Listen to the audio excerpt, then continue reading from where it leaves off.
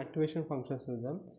ఇది మనకి ఏదైతే అవుట్పుట్ ఉంటుందో న్యూరాన్ యొక్క అవుట్పుట్ ఇవి ఉంటాయి కదా, ఇట్లా ఇన్పుట్స్ ఉంటాయి. ఇట్లా వచ్చినాక ఇక్కడ ఏదైతే అవుట్పుట్ కాడ యాక్టివేషన్ ఫంక్షన్ అనేది అప్లై చేస్తారనమాట. ఓకేనా. ఈ యాక్టివేషన్ ఫంక్షన్ ఎందుకు పెడతారంటే యాక్టివేషన్ ఫంక్షన్ వల్ల నాన్ లీనియారిటీ అనేది ఇంట్రడ్యూస్ అవుతుంది న్యూరల్ నెట్వర్క్. ఈ నాన్ లీనియారిటీ వల్లనే ఆ మోడల్ దానంతా అదే నేర్చుకొని కాంప్లెక్స్ డేటా ప్యాటర్న్స్ని రిప్రజెంట్ చేస్తుంది. ఇది లేకపోతే ఆ మోడల్ దానంతా నేర్చుకోలేదు. So even deep neural network కూడా సేమ్ సింపుల్ లీనియర్ రిగ్రెషన్ మోడల్కి పనిచేస్తుంది. అందుకే యాక్టివేషన్ ఫంక్షన్స్ని అప్లై చేస్తారు at output. So activation functions decide చేస్తుంది ఒక న్యూరాన్ అనేది యాక్టివేట్ కావాలా based on the weight sum of inputs and bias term. నేను వెయిట్ సమ్ ఆఫ్ బయాస్టమ్ అంటే ఒక ప్రాబ్లం ఉంటుంది ఎండింగ్ ఆఫ్ దిస్ వీడియో, అప్పుడు మీకు అర్థమవుతుంది. సో ఇదే డిసైడ్ చేస్తుంది అన్నమాట. సో ఇది కూడా బ్యాక్ ప్రొపగేషన్ పాసిబుల్ చేస్తుంది యాక్టివేషన్ ఫంక్షన్. దీనివల్ల గ్రేడియంట్స్ లాస్ని తగ్గించవచ్చు. సో ఎందుకు మళ్ళీ నాన్ లీనియారిటీ ఇంట్రడ్యూస్ చేస్తుంది అని చెప్పినా కదా యాక్టివేషన్ ఫంక్షన్. మళ్ళీ ఎందుకంటే ఇంపార్టెంట్ నాన్ లీనియారిటీ ఇంట్రడ్యూస్ చేయడం రియల్ వరల్డ్ డేటా అనేదిలో చాలా రియల్లీ లీనియర్ సప్లైబుల్ ఉంటుంది. సో నాన్ లీనియారిటీ ఫంక్షన్ వల్లనే న్యూరల్ నెట్వర్క్ ఆ కర్వ్ డిసిజన్ బౌండరీస్ని ఫామ్ చేస్తుంది. దీనివల్ల కాంప్లెక్స్ ప్యాటర్న్స్ని అది హ్యాండిల్ చేసుకోగలుగుతుంది. లైక్ క్లాసిఫైయింగ్ అపైర్స్ behave under varying colours. So దీనివల్లనే అది నాన్ లీనియారిటీ వల్లనే ఆ మోడల్ కాంప్లెక్స్ డేటాని హ్యాండిల్ చేయగలుగుతుంది, కాంప్లెక్స్ ప్యాటర్న్స్ని. సో దీనివల్ల అయితే networks can model advanced problems, advanced possibles ఉంటాయి. లైక్ ఇమేజ్ రికగ్నిషన్ కానీ, NLP కానీ, స్పీచ్ ప్రాసెసింగ్, ఇదంతా హెల్ప్ అవుతుంది activation function non linearity. So types of activations వచ్చేసరికి 3 ఉంటాయి. 3లో ఇంకా సబ్ టైప్స్ ఉంటాయి. ఫస్ట్ లీనియర్, ఇంకోటి నాన్ లీనియర్, ఇంకోటి ఎక్స్పోనెన్షియల్. లీనియర్ యాక్టివేషన్ ఫంక్షన్లో y = x. ఇక్కడ ఎన్ని లేయర్స్ ఉన్నా, న్యూరల్ నెట్వర్క్లో ఎన్ని లేయర్స్ ఉన్నా, ఇక్కడ మనం ఒక లీనియర్ ఫంక్షన్ యూజ్ చేసినాకో ఏటైతే అవుట్పుట్ వచ్చేదో ఈ లీనియర్ ఏటైతే వచ్చిన ఇన్పుట్స్ అన్నీ కంబైన్ చేసి అవుట్పుట్ వస్తుంది. దీని రేంజ్ వచ్చేసరికి -∞ to +∞. ఇది ఎడ్ అవుట్పుట్ లేయర్నే వాడతారు. లీనియర్ యాక్టివేషన్ ఫంక్షన్ గ్రాఫ్ ఇట్లుంటుంది. ఓకే. ఇప్పుడు non linear activation function. Non linear activation first వచ్చేసరికి సిగ్మాయిడ్ ఫంక్షన్ వస్తుంది. ఈ ఫామ్లో ఏం చెప్తున్నా అంటే ఈ స్మూత్ అండ్ కంటిన్యూస్ అవుట్పుట్ అని చెప్తుంది. ఇది ఎందుకు ఎసెన్షియల్ అంటే గ్రేడియంట్ బేస్డ్ ఆప్టిమైజేషన్ మెథడ్స్కి పనికొస్తుంది లాస్ని తగ్గించడానికి. ఇంకా న్యూరల్ నెట్వర్క్ కాంప్లెక్స్ ప్యాటర్న్స్ని హ్యాండిల్ చేయగలుగుతుంది. ఇంకా ఈ యాక్టివేషన్ ఫంక్షన్ వాడినాకో ఏవైనా లీనియర్ ఈక్వేషన్ ఫంక్షన్ ఆ కాంప్లెక్స్ ప్యాటర్న్స్ హ్యాండిల్ చేయలేదు. సో ఇది హ్యాండిల్ చేయగలుగుతుంది. సో ఇది అవుట్పుట్ రేంజ్ ఉండో ఇది 0 to 1 ఉంటుంది. దీనివల్ల మనం బైనరీ క్లాసిఫికేషన్ ఏముంటుంది, 0 అని ఉంటుంది, 1 అని ఉంటుంది. సో ఇట్లా సిగ్మాయిడ్ వాడితే ఇది అవుట్పుట్ రేంజ్ అట్లా 0 to 1 ఉంది కాబట్టి బైనరీ క్లాసిఫికేషన్ 1కి వస్తుంది. సో ఈ ఫంక్షన్ ఏం చేస్తుంది, స్టెప్ గ్రేడియంట్ అని ఉంటుంది. వెన్ x వాల్యూ అనేది between -2 to 2 ఉన్నాకో this sensitive means that small changes in the input x can cause significant changes in the output. So కొంచెం చేంజ్ చేసిన ఇన్పుట్లో అవుట్పుట్లో బాగా చేంజ్ వస్తుంది. ఇది చాలా క్రూషియల్ అనమాట ట్రైనింగ్ స్టేజ్లో. కొంచెం చేంజ్ చేసినా అక్కడ అవుట్పుట్ చేంజ్ వస్తుంది. సో ఈ ఫంక్షన్ ఆ స్టెప్ గ్రేడియంట్ x వాల్యూస్ని -2 to 2 పెడుతుంది. సో దీని గ్రాఫ్ ఇట్లుంటుంది అనమాట.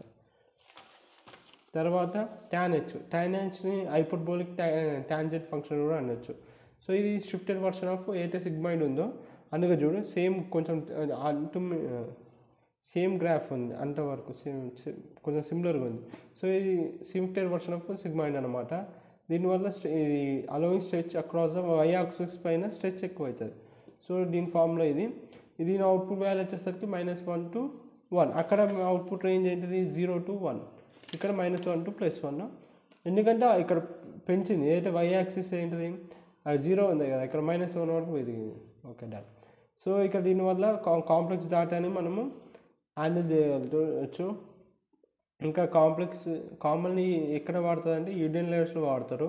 ఎందుకంటే ఇక్కడ 0 సెంటర్డ్ అవుట్పుట్ అనేది ఉండదు. ఎందుకంటే వచ్చే అవుట్పుట్ -1 అని ఉంటుంది, +1 అని ఉంటుంది. అందుకే యూనియన్ లేయర్స్లో వాడతారు. ఇది ఈజీ లర్నింగ్ ఈజీ చేయడానికి ఫర్ సీక్వెంట్ లేయర్స్కి పనికొస్తుంది. దీని ఒక గ్రాఫ్. ఇంకా రేలు అంటే రెక్టిఫైడ్ లీనియర్ యూనిట్ ఫంక్షన్ అన్నమాట. ఇది ఎట్లా ఫార్ములా ఎట్లుంటే మ్యాక్స్ ఆఫ్ 0, x రెండు జీరోకి ఇక్కడ వచ్చిన వాల్యూకి ఏది మ్యాక్స్ ఉంటే అది తీసుకుంటుంది. అయితే ఇప్పుడు ఒకవేళ ఇన్పుట్ x అనేది పాజిటివ్ అనుకో మనకి రిటర్న్ x ఇస్తుంది. ఒకవేళ వచ్చే ఇన్పుట్ ఇక్కడ నెగిటివ్ ఉన్నాకో అప్పుడు 0 ఇస్తుంది. అర్థమైంది కదా. ఇక్కడ -x అని ఉన్నాకో 0 కంటే తక్కువనే కదా. Max of 0 and negative number ఏది 0నే కదా. అందుకే నెగిటివ్ నెంబర్ ఉంటే 0 వస్తుంది అవుట్పుట్, పాజిటివ్ నెంబర్ ఉంటే అదే వస్తుంది, x వస్తుంది కాదు. Value range 0 to ∞. ఇక్కడ function only output non negative values ఇస్తుంది, నెగిటివ్ వాల్యూస్ని ఇయ్యేది. సో నేచర్ అనేది నాన్ నెగిటివ్ యాక్టివేషన్. ఇది సేమ్ కాంప్లెక్స్ ఫ్యాక్టర్స్ని రన్ చేసుకోగలుగుతుంది, బ్యాక్ ప్రిపరేషన్ని ఎఫిషియెంట్గా చేయగలుగుతుంది. మళ్ళీ అడ్వాంటేజెస్ ఏంటిదంటే ఇప్పుడు ఈ రెలు వాడుతున్నావు కదా, రెలుకి కొన్ని అడ్వాంటేజ్ ఉంటాయి compare to other activation functions. ఎందుకంటే ఇది కొంచెం కంప్యూటేషనల్గా లెస్ ఎక్స్పెన్సివ్ ఉంటుంది, కొంచెం తక్కువ రేట్ ఉంటుంది, తక్కువ ఎక్స్పెన్సివ్ ఉంటుంది compare to tan h, sigma.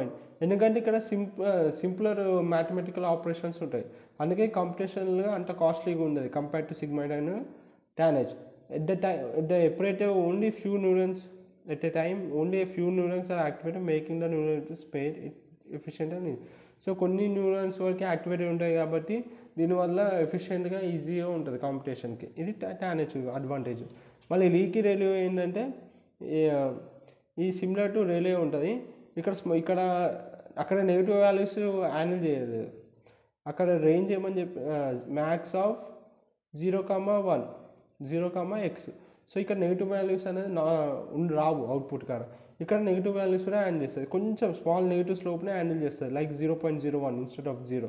So ఇక్కడ చూడు, ఇక్కడ గ్రాఫ్ చూడు, ఇక్కడ నెగిటివ్ వాల్యూస్ అసలు యాడ్ చేయదు, ఇక్కడ స్లైట్గా హ్యాండిల్ చేస్తుంది నెగిటివ్, లైక్ 0.01. ఏదైతే డయింగ్ రేలు అని ఒక ప్రాబ్లం ఉంటుంది, దాన్ని సాల్వ్ చేయడానికి లీకీ రేలుని నిలబెట్టాను. డయింగ్ రేలు అంటే కొన్ని న్యూరాన్స్ స్టక్ అయిపోతున్నాయి అవుట్పుట్ కాడ, 0 అవుట్పుట్స్ కాడ, అందుకే ఇది అనమాట. దీని రేంజ్ వచ్చేసరికి -∞ to +∞. ఇది ఎప్పుడైతే మనకి బెటర్ గ్రేడియంట్ ఫ్లో కావాలో అప్పుడు మనం వాడతాం.